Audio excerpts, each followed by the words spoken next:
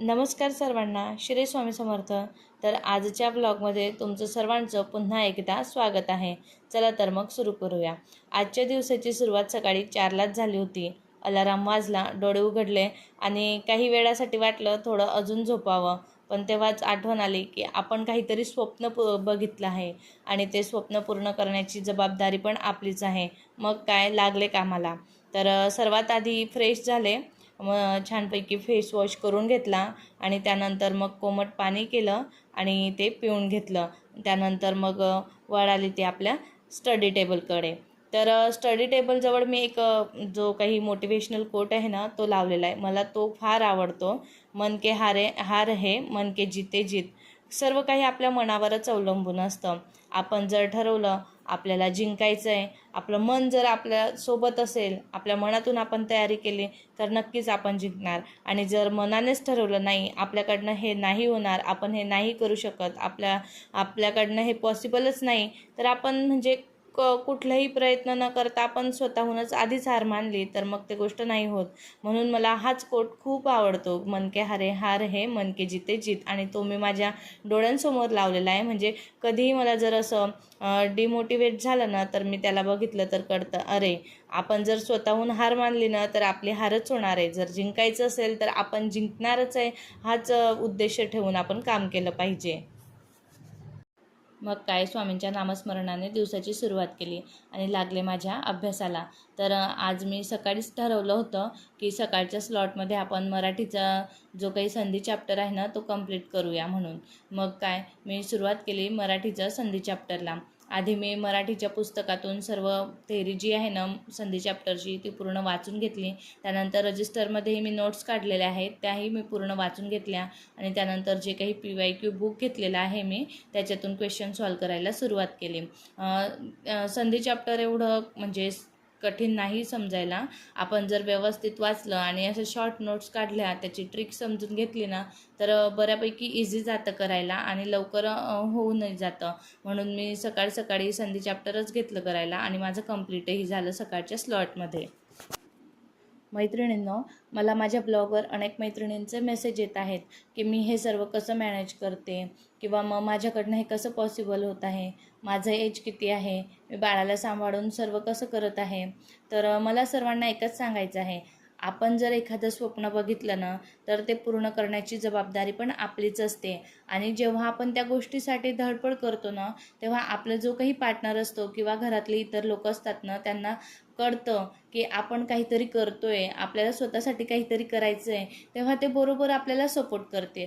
पण जर आपण असा विचार केला, नाही माझ्याकडनं होतच नाही आहे, मी हे करू नाही शकत, माझ्याकडनं जमतच नाही आहे, तर मग ते पण म्हणतील ठीक आहे, नाही होणार तुझ्याकडनं, राहू दे, नको करू, सध्या घरच सांभाळ, अशा गोष्टी होत असतात.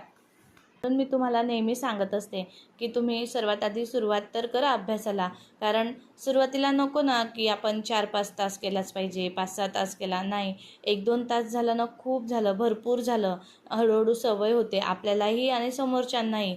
जेव्हा आपण अभ्यास करतो ना, तेव्हा नाही उठवत आपल्याला कोणी, ठीक आहे जाऊ दे, ते अभ्यास करतील ते स्वतःचे कामं त्यांच्या हाताने, किंवा मग नाही पण ना तर थोडा वेळ डिले करतील त्यांचे कामं. आपण हळूहळू आपल्यालाही सवय होते स्वतःला वेळ देण्याची आणि समोरच्यालाही सवय होते की ती तिच्या वेळामध्ये काहीतरी करते, तर तिला ते करू दिलं पाहिजे. जेव्हा आपण स्वतःमध्ये बदल करू ना, तेव्हाच आपल्यासोबत काहीतरी चांगलं होईल आणि आपण आपलं स्वप्न पूर्ण करू शकतो. आणि राहिला आपल्या बाळांचा प्रश्न, तर ती आपली सर्वात मोठी जबाबदारी आहे. त्यांना चांगलं घडवणं, त्यांना चांगले संस्कार देणं, हे सर्वात मोठं काम आहे आपलं. आणि थोडे दिवस देतात ते त्रास, जेव्हा आपण नवीन त्यांच्यासमोर पुस्तकं घेतो हातामध्ये, असं काहीतरी अभ्यास करतो, काहीतरी नवीन करतो. त्यांना वाटतं आपली आई काय करते, ही असं तर रोज नाही करत, मग आज काय करते ही. मग त्यांना पण असं वाटतं, मग ते आपल्या हातातलं बुक्स घेतात, काही घेतात, घेऊ द्यायचं. आधी फक्त आहे ना त्यांच्यासोबत खेळायचं आपण. एक 5-6 दिवसांमध्ये त्यांनाही सवय होते, ठीक आहे. मग ते पण व्यवस्थित आपल्या आजूबाजूला खेळतात आणि आपल्यालाही आपलं काम करू देतात आणि तेही छान आपल्यासोबत रमून जातात आणि आपला अभ्यासही होत असतो. तर आता वेळ आली आहे जास्त विचार न करता नवीन सुरुवात करण्याची, आपलं स्वप्न पूर्ण करण्याची. हा उगवणारा सूर्य नवीन रोज एक आशेचं किरण घेऊन येत असतो, काहीतरी नवीन एक ऊर्जा घेऊन येत असतो. तर आपणही आपलं स्वप्न पूर्ण करण्यासाठी आता सुरुवात करायला हवी. बघा, हे जे पक्षी आहेत ना, हे दोघं रोज येत असतात माझ्या इथं गॅलरीमध्ये सकाळी दाणे खायला. आणि जर मी तिथं दाणे टाकायची विसरली असली किंवा मग संपले असले तिथले दाणे, तर ते इतकं चिवचिवाट करतात सकाळी, बापरे. मग बाहेर येऊन बघायचं तर तिथं दाणे नसतात. मग मी लगेच त्यांना थोडंसं तांदूळ वगैरे आणले आणि टाकले. मग ते दिवसभर ते खात असतात. अशा प्रकारे माझं सकाळचं रुटीन सुरू झालं. मग तेवढ्यात श्रीमयी उठला. मग त्याला थोडं खाऊ पिऊ घातलं आणि म्हटलं चल आता आपण थोडं झुंबा वगैरे करूया. त्याला वाटतं आई डान्स करते, तोही करू लागतो छानपैकी मला. मग मी ते पूर्ण 30 मिनिटांचं सेशन कंप्लीट केलं. आणि त्यानंतर मी रील्सवर बघितलं होतं की आपण जे चिया सीड वगैरे घेत असतो ना, ते दहीमध्ये घेतलं तर त्याचे खूप बेनिफिट्स असतात म्हणून मग मीही ट्राय करायचं ठरवलं. पण ते म्हणजे मला त्याची चव आवडली नाही, म्हणून मग मी ते स्किप केलं. म्हटलं नको बाबा, मी माझं जे काही पाण्यामध्ये होतं तेच घेतलं आणि मग सुरुवात केली माझ्या पुढच्या कामांना. मग मी फ्रेश वगैरे झाले आणि स्वयंपाकाला सुरुवात केली. तेवढ्यात ठरलं की आज स्वामींच्या केंद्रात जायचं, गुरुवार आहे तर आरतीला. मग मी फक्त भाजी शिजवून घेतली आणि मग जे काही उंबरठ्याला मी दर गुरुवारी हळदीचं लेपन करत असते ते सर्वात आधी करायला सुरुवात केली. हळदीचं लेपन करण्यामागे शास्त्रीय कारण तर आहेच, पण एक मला पर्सनली ते खूप आवडतं. आणि दुसरं म्हणजे कसं असतं ना, एखादी व्यक्ती खूप रागामध्ये किंवा काही असं येत असली आपल्या वास्तूमध्ये, तर आपण आपल्या घराला असं एक छानपैकी ते हळदीचं लेपन वगैरे, ते त्याला बघून तो त्याचे जे काही विचार असतं ना ते विसरून जाईल आणि त्याचं मन शांत होईल आणि तो आनंदाने आपल्या घरामध्ये येईल, अशा हेतूनेही मी ते करत असते. दाराला हळदीचं लेपन केल्यानंतर मग मी देवघरातही पूजा वगैरे करून घेतली. छानपैकी तुळशीला पाणी अर्पण केलं आणि नंतर मग आम्ही निघालो स्वामींच्या केंद्राकडे. तिथं 10:30ची आरती होती. आरती वगैरे झाली आणि बघा आज स्वामींचं रूप किती छान दिसतंय. स्वामींना बघितलं ना की आपलं सर्व टेन्शन वगैरे सर्व विसरून जातो. काही मागायचं आहे की काही बोलायचं आहे, सर्व विसरून जातो आणि फक्त स्वामींना बघायचं एवढंच एक वाटत असतं मनाला. केंद्रातून घरी आल्यानंतर मग मी स्वयंपाक बनवला. भाजी बनवून घेतली, चपात्या वगैरे बनवल्या. छान सर्वांनी आम्ही जेवण केलं आणि मग श्रीमईला झोपवल्यानंतर मग मी माझा परत दुपारचा जो काही स्टडी स्लॉट होता तो चालू केला. तर आज मी इतिहासाचं जे काही ब्रिटिशांचे भारतावरील 27 तार, म्हणजे ब्रिटिशांनी कशाप्रकारे 27 तारखेला आपल्या भारतामध्ये कुठं त्यांच्या वखारी स्थापन केल्या, कशाप्रकारे त्यांनी व्यापार केला, कोणत्या गोष्टींचा व्यापार केला, या सर्वांविषयी माहिती या चॅप्टरमध्ये दिलेली होती. तर मग मी इतिहासाचं ते चॅप्टर अभ्यासायला सुरुवात केली आणि अशा प्रकारे मग माझा अभ्यास दुपारी चालू होता. थोडा वेळ अभ्यास केल्यानंतर मग मला झोप यायला लागली.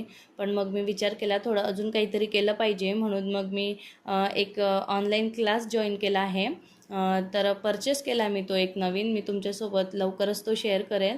तर त्याचे अजून लेक्चर स्टार्ट नव्हते झाले, म्हणजे त्यांनी अजून इंट्रोडक्शन लेक्चरच घेतलेले होते. तर मी ते बघितले नव्हते. मग मी ते एक पूर्ण सब्जेक्टचे एक 15-15, 10-10 मिनटाचं ते लेक्चर बघितलं. कसं शिकवतात काय वगैरे, ते छान वाटलं मला ते.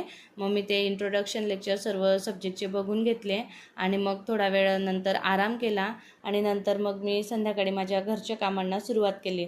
तर मी खूप दिवसांपासून दुधावरची जी साय असते ना ती साठवली होती. त्याचं मला तूप बनवायचं होतं. तर म्हटलं चला आता आपण हेच बनवून घेऊया आधी. मग मी श्रीमईला खेळवलं बाजूला आणि तिथं ते छानपैकी असं तूप बनवायला ठेवलं. बऱ्यापैकी छान झालं होतं तूप वगैरे. आणि अशा प्रकारे मग माझा दिवस गेला कामांमध्ये, काही थोडा अभ्यासामध्ये. चला तर मग भेटूया उद्याच्या नवीन ब्लॉगमध्ये.